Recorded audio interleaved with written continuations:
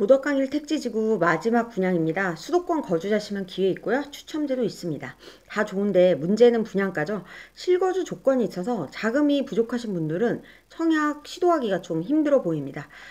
여기는 공공택지인데 결과적으로 현금이 충분한 무주택자 분들에게만 지금 기회가 열리고 있습니다.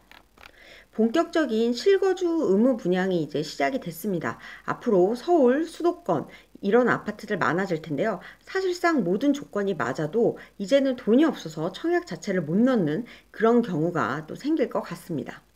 네, 그래서 오늘 매부리 TV는요, 본격 실거주 의무 시대에 열렸다 해가지고 당첨이 문제가 아니라 자금력이 문제다.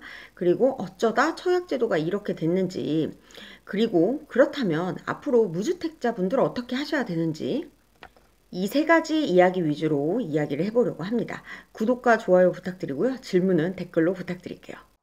네, 안녕하세요. 매경 이선희 기자입니다. 오늘은 고덕강일 그 택지지구 진짜 마지막 분양이죠. 고덕강일 이편한 세상 얘기를 하려고 합니다. DLENC, 그러니까 대림산업건설사업부죠. DLENC에 따르면 고덕강일 이편한 세상이 오는 6월에 드디어 분양을 합니다. 고덕강일 이편한 세상은 바로 여기입니다. 작년부터 서울 공공택지 중 핫한 분양이 바로 이 고덕강일 3인방이었죠. 고덕강일 힐스테이트 분양을 했고요. 고덕강일 제일풍경채 여기도 분양을 했습니다. 그리고 이제 남은 게 바로 여기 이편한 세상인데요. 여기가 진짜 마지막입니다. 입지로만 보면요, 뭐 너무 좋죠. 힐스테이트는 한강변이지만 전철이 멀었고 제일풍경채는 9호선 예정지였지만 아직 전철이 없었는데 이 이편한 세상이 들어서는 이곳에는 바로 5호선 강일역이 이달 27일부터 개통이 됩니다. 그러니까 이미 입주 때 5호선 초역세권, 그래서 5호선을 제대로 이용할 수가 있겠죠. 여기 보시면요, 대로변을 사이에 두고 왼쪽에는 고덕 신축 대단지, 오른쪽에는 미사 신도시 이렇게 있습니다. 그래서 입지적으로 봤을 때는요, 이 3인방 중에 입지는 제일 좋다 이렇게 얘기하시는 분들이 많습니다. 여기 보시면요, 지상 27층 총 6개 동이고요. 593세대입니다. 전용 84 32평이죠. 415세대, 전용 101 40평 178세대입니다.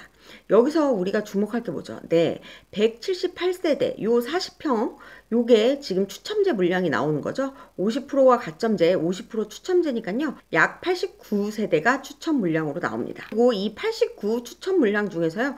75% 무주택자들에게 우선 공급되고요. 그다음 나머지 25%는요. 1주택자랑 무주택자 추첨제로 이제 정해집니다. 여기는 공공택지죠. 그래서 분양가 상한제가 적용되고요. 수도권 거주자시면 가능하시죠. 서울 사시거나 경기도 인천 수도권 거주자셔도 기회가 있어요. 그리고 아까 얘기했던 추첨제가 있습니다. 가점 낮으신 분들, 주택 있으신 분들 다 청약되죠.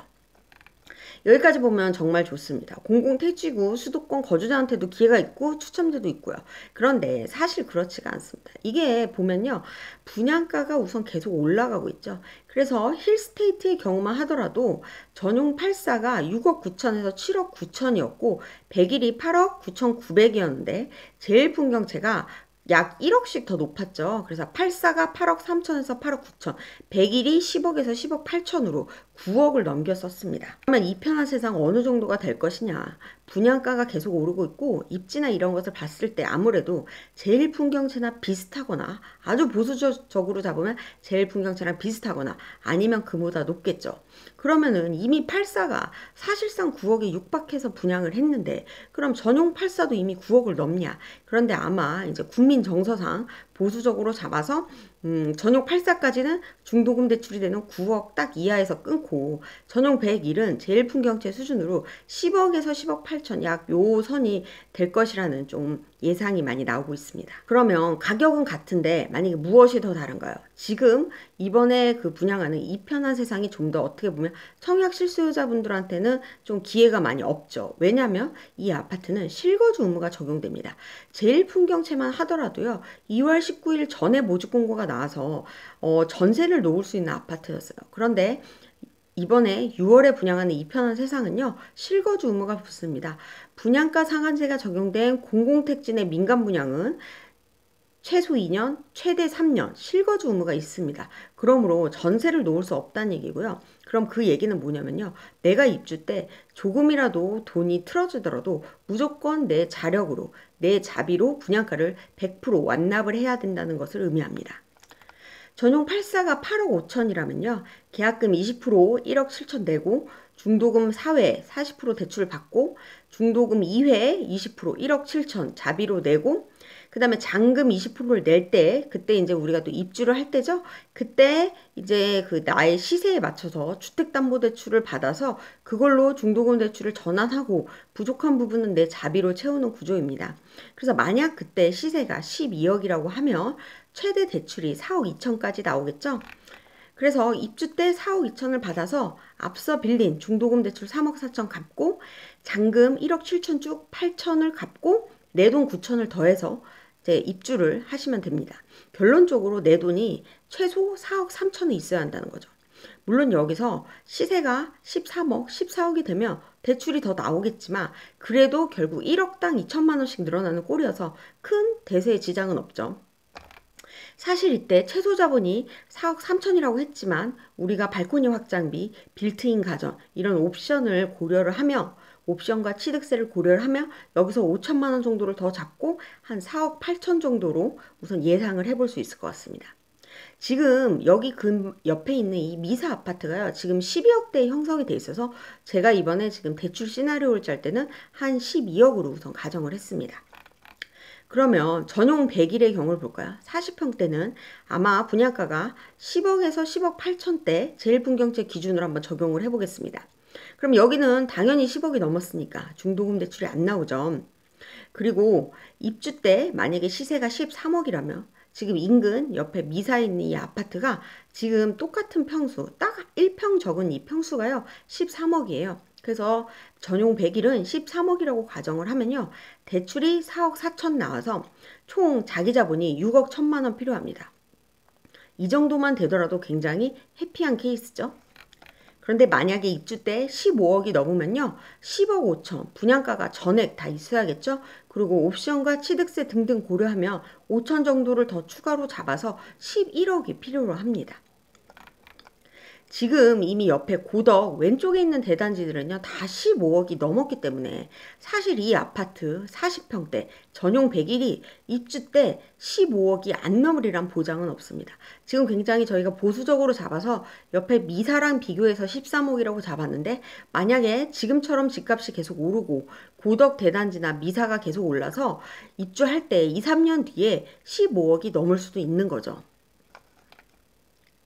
100일 제곱은 178세대 중에 가점제가 50%, 추첨제가 50%라고 했잖아요. 그럼 우선 가점제만 보더라도 대부분 고점자들이 이제 당첨이 되기 때문에 무주택 기간 15년 이상 이 만점을 채우시는 분들이 많을 겁니다.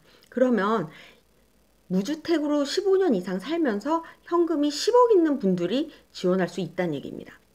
그리고 내가 만약에 추첨제 물량으로 갔더라도 추첨제 물량에서도 75%는 무조건 무주택 세대에게 공급이 됩니다.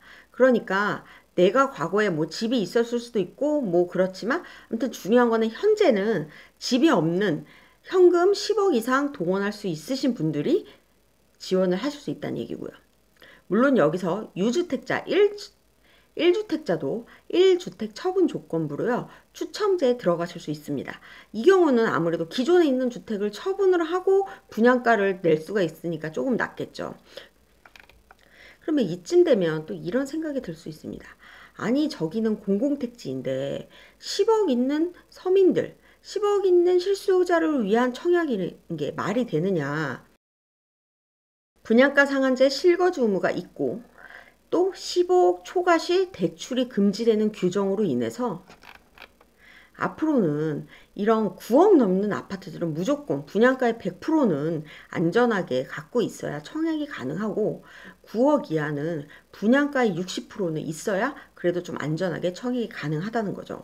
그래서 집값이 계속 오르고 정부의 대출 규제 그리고 청약 규제 이런 것들이 복합적으로 작용을 하면서요. 이제는 당첨 이전에 내가 당첨이 될 수 있는 가점에도 불구하고 내가 청약을 넣을 수 있는 조건에도 불구하고 현금이 부족해서 그래서 분양가는 결코 채울 수가 없어서 아예 청약을 시도조차 못하는 그런 분들이 많아질 것 같습니다. 그렇다면 청약 실수요자분들은 어떻게 해야 될까요? 우리가 한번 청약의 길로 들어서면요. 다시 유주택자가 돼서 청약을 포기하기가 쉽지가 않습니다. 왜냐하면 부양가족이나 무주택기간, 청약통장 가입기간 이런 그 점수 요소들을 내가 계속 쌓으면서 점수를 높여가는 과정이니까 아무래도 계속 청약만 보게 되죠. 그런데 이제는 그 사이 분양가가 계속 오르고 있고, 그러면 앞으로 내가 점수가 당첨 점수가 되더라도 돈이 없으면 청약을 못 받는 그런 상황이 오는 겁니다.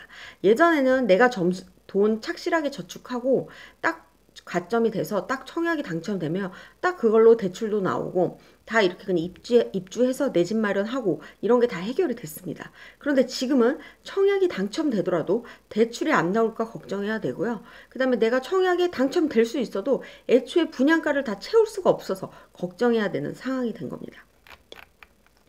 그러면 어떻게 해야 되죠? 우리 무주택 실수요자분들은 내 자산을 더 불려나가려고 항상 노력을 하셔야 됩니다. 그 말은 재테크에 굉장히 적극적으로 열심히 대응하셔야 한다는 얘기인데요. 분양가가 오르는 만큼 내 자산 속도도 같이 올라주지 않으면 내가 당첨이 될 수 있는 그런 날이 왔을 때 돈이 없어서 청약에 넣지도 못하는 그런 상황을 있으니까요. 일반 공급 1순위는요. 세대 주셔야 하고요. 청약통장 가입기간 24개월 이상, 그리고 지역별, 면적별 예치금액 충족하셔야 되고요. 2주택자는 청약 안 되시고요. 과거 5년 이내 당첨된 사실 없으셔야 됩니다. 그리고 이것도 전매 제한 있으니까요. 그 부분 모집 공고에 나오면 좀 눈여겨보셔야겠죠. 기다리시는 청약 실수요자 분들에게도 굉장히 녹록치 않은 상황이 온 것 같습니다. 그래서 좀 오늘 방송은요, 물론 이 모집 공고를 안내하는 것도 이제 중요하지만, 지금 청약 환경이 굉장히 많이 바뀌고 있다. 그래서 이제 청약을 준비하시는 실수요자분들은 조금 더 바짝 긴장해서 재테크라든지 이런 부분 좀 집중하셔야 될 것 같다. 이런 생각, 이런 얘기 꼭 전해드리고 싶어서 오늘 좀 방송 만들어 봤습니다. 오늘도 방송 시청해 주셔서 정말 감사드리고요. 구독과 좋아요 부탁드릴게요. 감사합니다.